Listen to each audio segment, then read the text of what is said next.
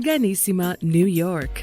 Your exotic skin, hair, and beauty source, and your one-stop shop for all your natural and organic skin and hair care, featuring authentic organic Moroccan oil and prickly pear seed oil and much more. Bringing you only the best, straight from the source and proudly produced in the USA. So what are you waiting for? Shop today at www.arganissima.com. Arganissima, New York. Your beauty is our duty.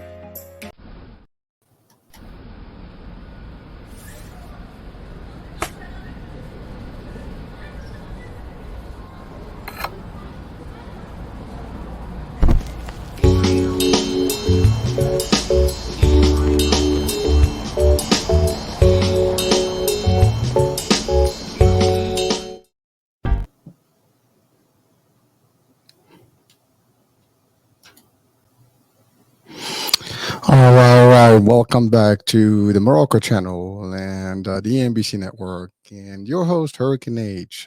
This is a special.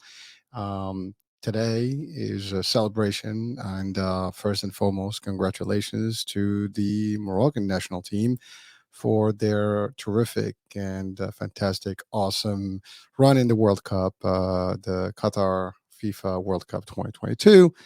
Again, everybody's been mesmerized by the team and the whole aspect of this particular World Cup, regardless of controversy and things that happened in the initial, days of this particular cup. And but it's been a long run. It's been a full month. We had so much fun watching great teams and great performances.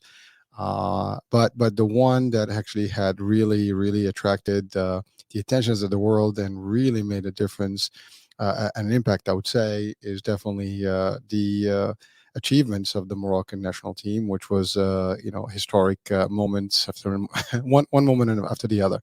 So again, Hurricane H here. So we're going to be talking about not so much the soccer part about it, but we're going to be talking about the lessons learned from this particular season and this World Cup, and more specifically, lessons learned in terms of leadership and team building and teamwork. And before we get into the Moroccan team and congratulating the actual teammates and the leadership of the team, I want to just to highlight that the World Cup. Is just an event that actually gathers people from all over the world, and it's amazing how it does actually provide a sanctuary for everybody to coexist, to live happy, different religions, different backgrounds, ethnicities, you name it, they were there. And people coming from all over the world, and they still get together and enjoy for a whole month of the year. There's this festivity and celebration going on. When you think about that, I mean, if we can do it in one month, we can do it over, our lifetime and our years and months to come, beyond and after. So again, it's a message of hope, message of peace, and hopefully, that's a lesson to be learned, that we could coexist, we can have a great time, and still enjoy, something that that is fun. And so that being said, today's discussion is really about there's just a concept of sports, and in this particular concept of sports, specifically soccer, or football as known worldwide. It is unique how things happen, and how things get together, and how things evolve.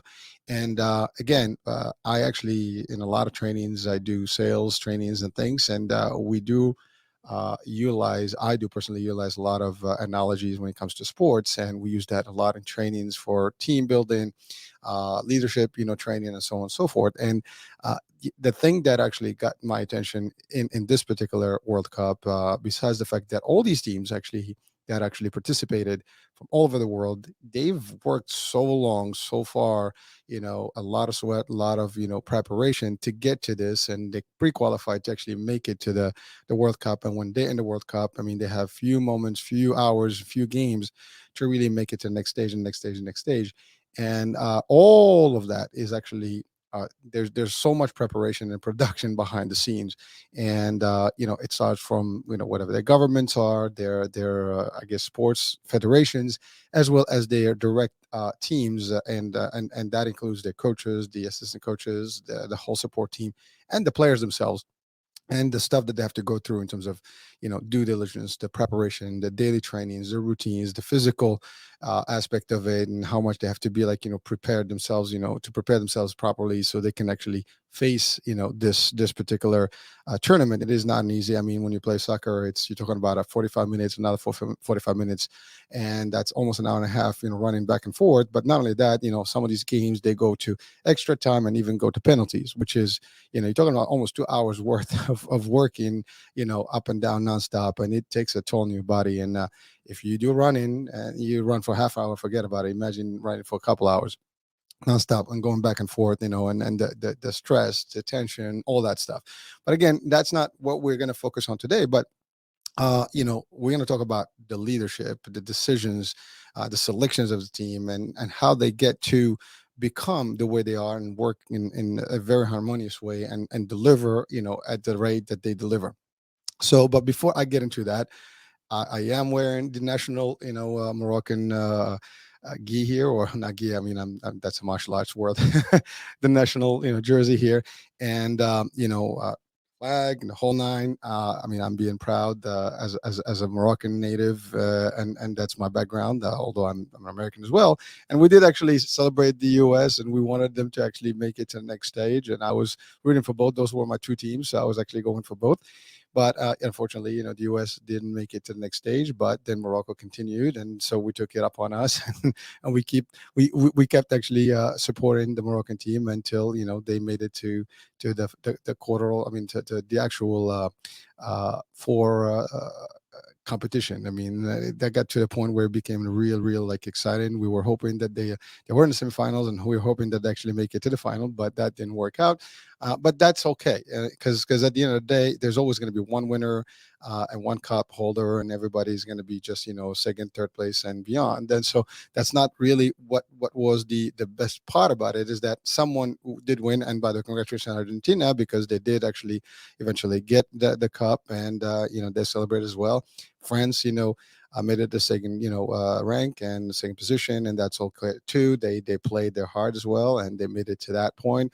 Croatia, they really had a super team, and they make it, they made it as well to that point. So I mean, congrats to all those teams and everybody else that actually participated. To me, they're all winners. They all actually made it there. And yes, there's no hard feeling, because this is sports. This is soccer. It happens. You can be the best, and eventually you can still, lose a game. It doesn't matter what happens. You give it your best, and that's all there is. And there were so many good games and so many good teams that actually really didn't make it as well. So, but it's not failure. It's not. They did make it to the point where they could, and then that's it. And just keeps going, and that's how it is.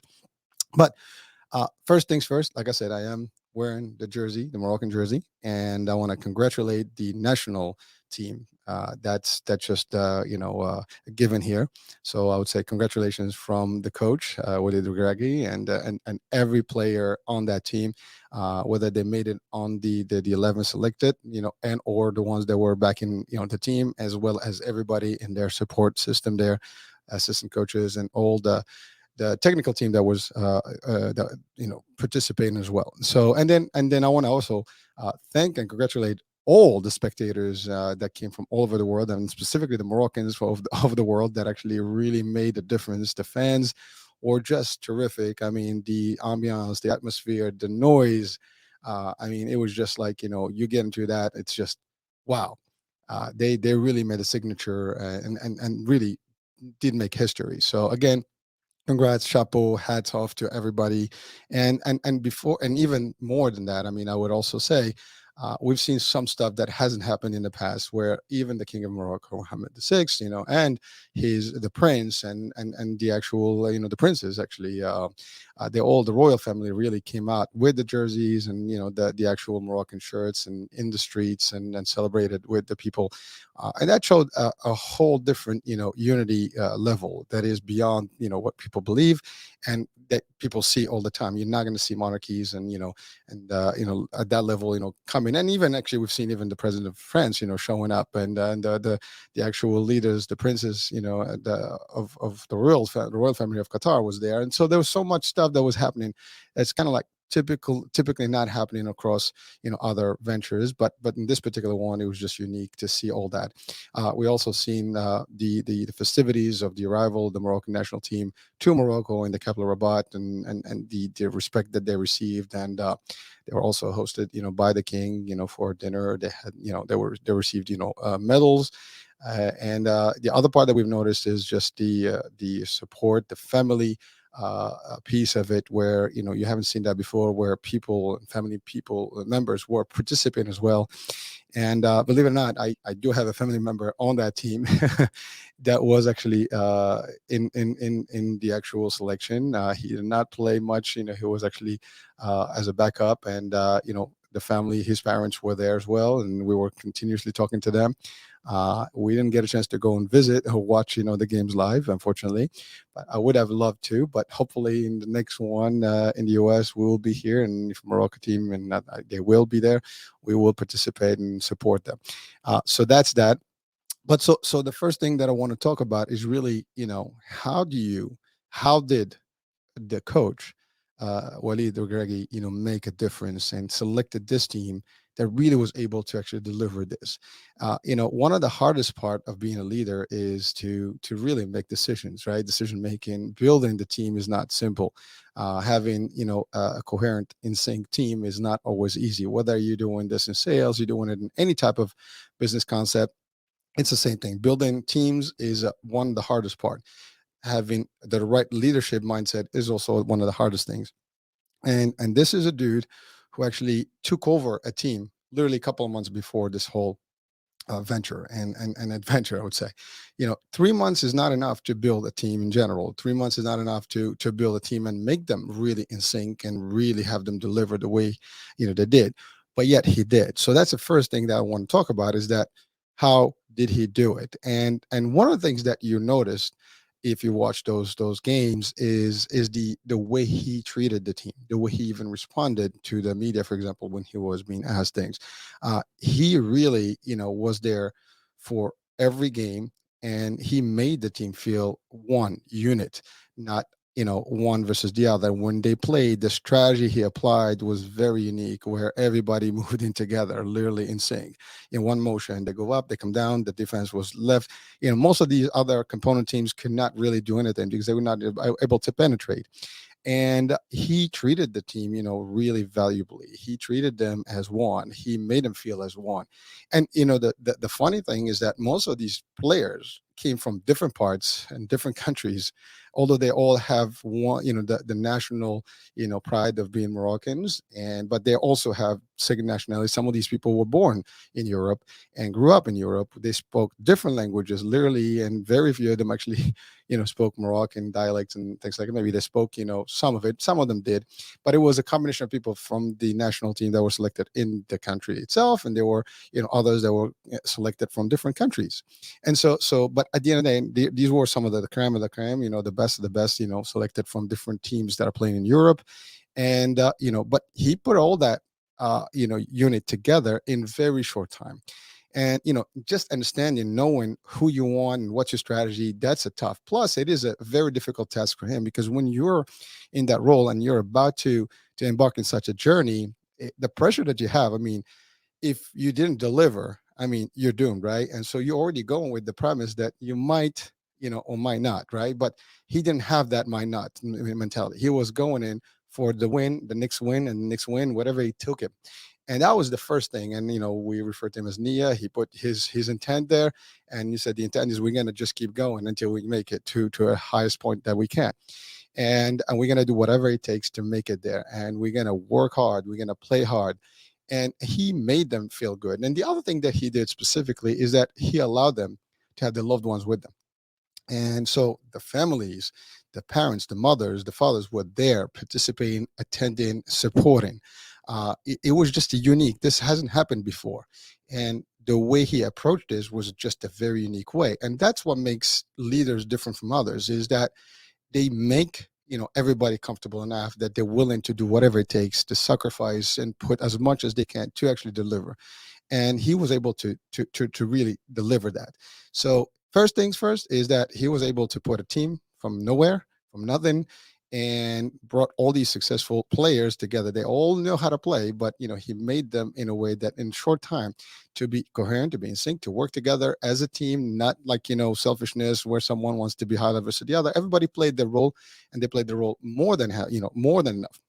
They actually did everything beyond the Call of Duty. Some of these guys from defense, they were attacking, and vice versa. Some of the offense, they were defending. Everybody was doing their part. And yes, I mean, this is soccer. It's a game, but it is a strategic game, right? There's so much stuff that goes in and nuances there, and strategically how you play, how to move, and so on and so forth. I mean, I played soccer for the first part of my life until I was like 20. I was playing soccer, and then I kind of moved away from it. But that doesn't mean that you lost that. It's always in you, so you know how it plays, and it's not in an easy game. And there's a lot of connecting. You have to play correctly, and everybody has to be able to work with each other to actually be able to move up and down. Otherwise, there's misunderstandings, and that's where mistakes happen. And then you basically lose. So, and we've seen the same thing, in other teams. But again, we're focusing today just about this particular team because they're really, really. I am proud of them, and a whole nation is proud of them, and I think the whole world is proud of them for whatever they did. And they also put the Morocco in literally on the spotlight. And many people didn't know what Morocco existed and where it was located. Now everybody knows. I think it's been the most researched word, in Google recently, and it just created a whole different aspect. But also they did an achievement, many achievements, being the first African team to reach that level, the first Arab nation, Arab, I guess, belonging team or nation that actually made it to the semifinals. And then you had also, like, in the Muslim world, I mean, that's the other thing. So you had people supporting from all over the world, and there are people that actually just support them because of what they did and the achievement. So that was like something amazing. I've seen people from all over the world, different religions, cultures. They're all rooting and cheering for Morocco, and it was amazing. I mean, so that's just the way it was. But that was created by the vision of this particular young leader that actually took over a team. And despite all the different potential, where it could have gone wrong, he didn't care about that. He knew that he had a mission, and he was willing to work towards that goal and do whatever it takes to make it. But he was able to actually get into, connecting this crowd, this team, and make them work in unison as an actual unit. And everybody worked exactly how they were, and you can see them game after game. They were all working as one instinct unit. That's the part. So again, creating teams, building teams is difficult. Facing the reality of stress and all the stuff is difficult. They face some of the biggest teams in the world. I mean, you're talking Belgium, you're talking Spain, you're talking about Portugal. These are like awesome heavy duty, teams. These are like the champions of Europe, the champions of the world. And you had some great player like Ronaldo. By the way, we love Ronaldo, and believe it or not, I mean, while I was cheering up for Morocco, I mean, we do still love him. And unfortunately, some of the circumstances that happened around him and with his story about Manchester and everything else, that's another thing. But really, again, Ronaldo, we love you. So that's that.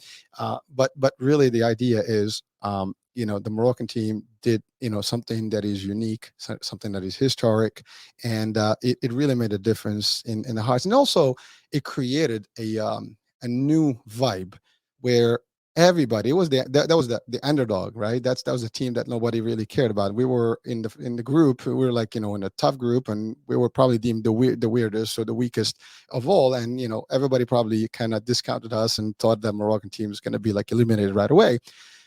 But to everybody's surprise, guess what? They were at the helm. They were at the top of that group before they went to the next stage. And the next game again, boom, forget it. Belgium's gone.